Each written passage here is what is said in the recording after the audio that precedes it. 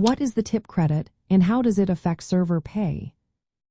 Imagine going out for a nice dinner and wondering how your server makes enough money to keep serving with a smile.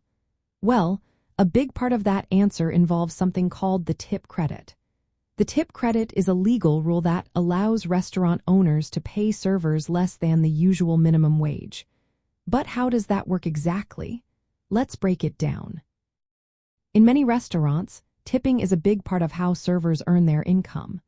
The law says that servers must earn at least the minimum wage, which is $15 per hour in many places. But instead of paying servers the full $15 directly, employers can pay them a lower base wage, like $5 an hour. The difference is made up by the tip servers receive from customers. This is where the tip credit comes in.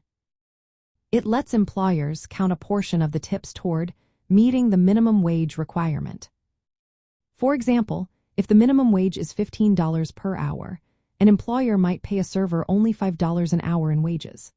The tips the server earns during their shift are then counted as the remaining $10 per hour needed to reach the minimum.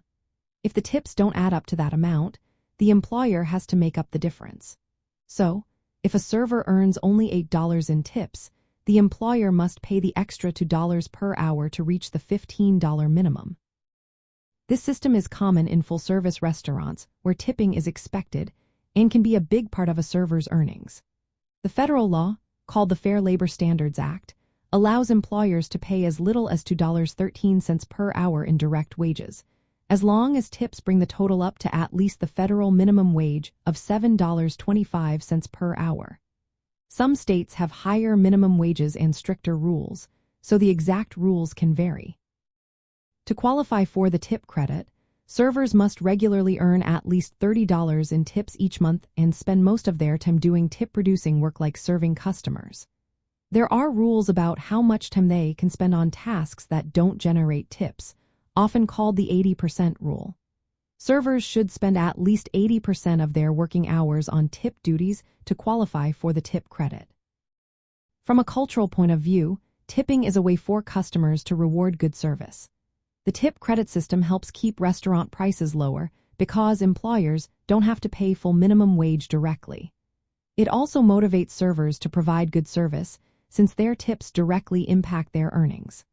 But it's important to remember that employers must keep accurate records of tips and wages to make sure servers are paid properly. In real life, servers often earn more than the minimum wage because tips can be quite generous. Some servers make around $27 an hour on average, with top earners making over $40 an hour when combining tips and wages. This system works well in busy restaurants where tips are plentiful, but it can be tougher in quieter places where tips are less predictable.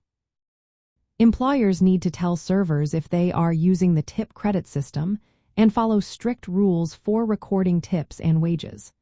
Servers keep all their tips unless they are part of a legally approved tip pooling arrangement, where tips are shared among staff members.